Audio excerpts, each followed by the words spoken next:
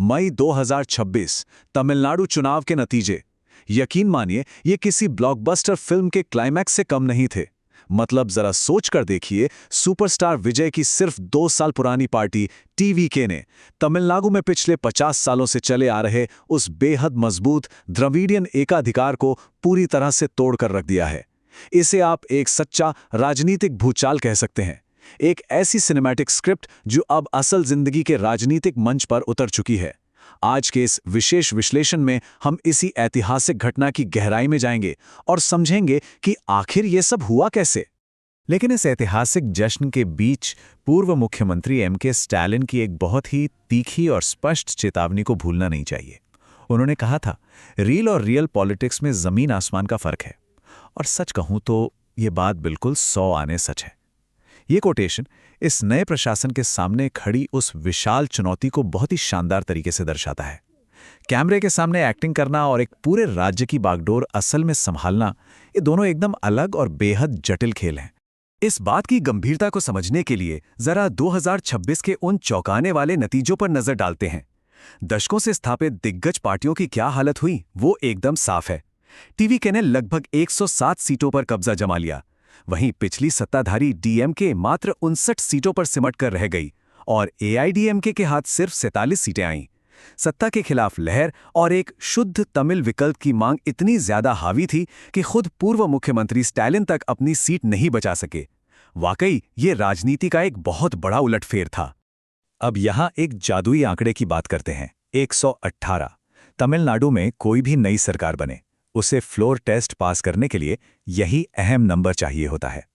अब टीवीके के पास थीं 107 सीटें, जिसका सीधा सा मतलब था कि शुरुआती दौर में वे इस जादुई आंकड़े से थोड़ा पीछे रह गए थे। और बस यहीं से शुरुआत हुई राजनीतिक गठजोड़ों के उस हाई वोल्टेज ड्रामे की, जो बिल्कुल किसी सस्पेंस थ्रिलर फिल्म जैसा लग रहा था। तो सवाल यह है कि टीवीके बहुमत तक पहुंची कैसे?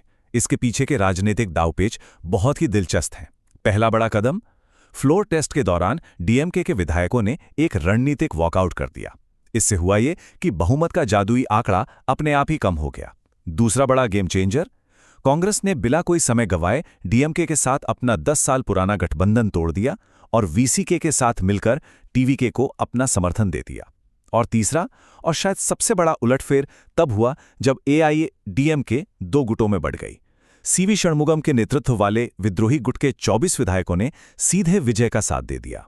इन सारे समीकरणों के बाद विजय ने 144 के एक भारी भरकम बहुमत के साथ फ्लोर टेस्ट पास कर लिया। खैर, सत्ता में आते ही शुरुआती एक्शन क्या हुए? नए प्रशासन ने यह दिखाने की पूरी कोशिश की कि वो फैसले लेने में तेज हैं। तुरंत 750 शराब की दुकानों को बंद करने का आदेश जारी हुआ। 200 यूनिट मुफ्त बिजली का बड़ा ऐलान कर दिया गया और विदेश मंत्रालय से आधिकारिक अपील की गई कि श्रीलंका में फंसे 54 तमिल मछुआरों को जल्द रिहा कराया जाए। सब कुछ एकदम एक्शन मोड में लग रहा था। लेकिन तभी एक विवाद भी सामने आ गया।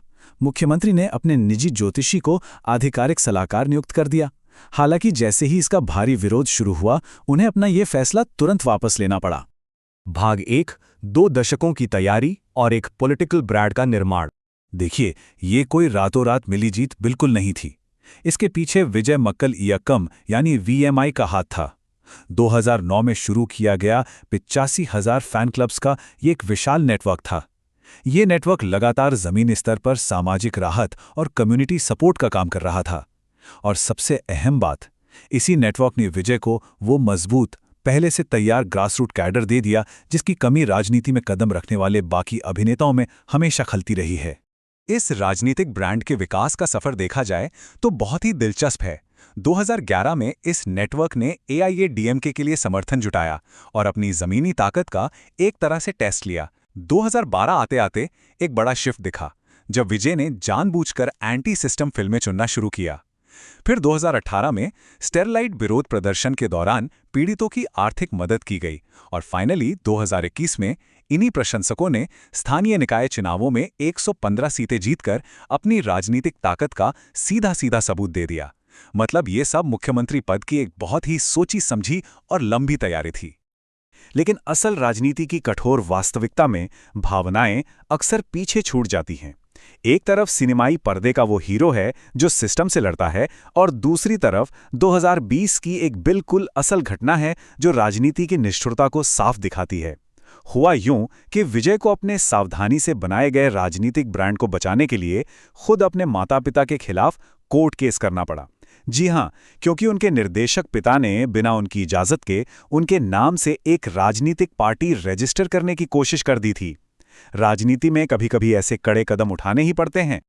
और इन सब के बाद फाइनली तमिलनाडु वेत्री कड़गम यानी टीवीके का आधिकारिक लॉन्च हुआ। फरवरी 2024 में पार्टी की आधिकारिक घोषणा हुई। इसके बाद अक्टूबर 2024 में पहली विशाल कॉन्फ्रेंस की गई, जिसमें लाखों की भीड़ उमड़ पड़ी। लेकिन ये सफर एकदम सीधा और आसान नहीं रहा। सितंबर 2025 में एक रैली के दौरान एक बेहद दुखद भगदड़ मच गई, जिसमें 40 लोगों की जान चली गई।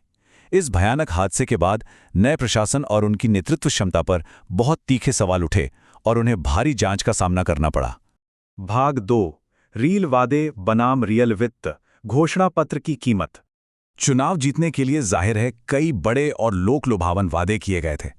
60 साल से कम उम्र की महिलाओं के लिए 2500 रुपये हर महीने, 25 लाख रुपए का पारिवारिक स्वास्थ्य बीमा, 6 मुफ्त गैस सिलेंडर, जो ग्रेजुएट्स बेरोजगार हैं उन्हें 4000 रुपये प्रति माह, और बिना किसी गारंटी के 1 लाख रुपए का एडुकेशन लोन। इसमें तो कोई शक ही नहीं है कि इन वादों ने राज्य के एक बहुत बड़े युवा और महिला वोट बैंक को बहुत ही असरदार तरीके से अपनी तरफ खींच लिया। लेकिन अब जरा रुकिए और राज्य की वित्तीय सच्चाई पर एक नजर डालिए, क्योंकि यहाँ एक बहुत गहरी खाई है। राज्य का कुल राजस्व यानी कमाई है 3.32 लाख करोड़ रुपए, जबकि कुल खर्च 4.39 लाख करोड़ रुपए के पार है। आमदनी 98 और खर्चा रुपया वाला हाल है। और ये अंतर तब और भी डराने लगता है जब हम इस तथ्य पर ध्यान देते हैं कि राज्य पर पहले से ही 10 लाख करोड़ रुपए का एक भारी भरकम कर्ज लदा हुआ है। इस स्थिति को थोड़ा और आसान भाषा में समझते हैं। पिछली डीएमके सरकार का इन कल्याणकारी योजनाओं का मौजूदा बिल लगभग 65,000 करोड़ रुपए था, लेकिन टीवीके ने जो ये नए वादे किए हैं उनका अनुमानित खर्च ही 1 लाख करोड़ रुपए तक पहुंच सकता है। इसका सीधा सा मतलब ये है कि राज्य के कुल बजट का लगभग 1/3 हिस्सा तो सिर्फ इन मुफ्त योजनाओं में ही चला जाएगा। सच कहूं तो ये इस नए नेतृत्व के सामने खड़ी एक बहुत बड़ी और शायद सबसे गंभीर आर्थिक चुनौती है। तो इस पूरे विस्तृत विश्लेषण के बाद एक बहुत ही बड़ा और महत्वपूर्ण सवाल हमारे सामने आकर खड़ा हो जाता है। क्या सिनेमाई पर्दे का एक हीरो असल जिंदगी के शासन और जटिल प्रशासन की इस मुश्किल स्क्रिप्ट को कामयाबी के साथ लिख पाएगा? क्या सिनेमा से निकलकर मिली ये ऐतिहासिक सत्ता राज्य के लिए एक स्थायी आर्थिक और सामाजिक न्याय के मॉडल में बदल सकेगी? ये एक ऐसा विचारोत्तेजक सवाल है जिसका जवाब सिर्फ और सिर्फ आने वाला वक्त ही दे सकता है। आज के इस विश्लेषण को हम इसी बड़े सवाल के साथ यहीं समाप्त करते हैं। राजनीति की इस नई पटकथा में अभी बहुत कुछ देखना बाकी है।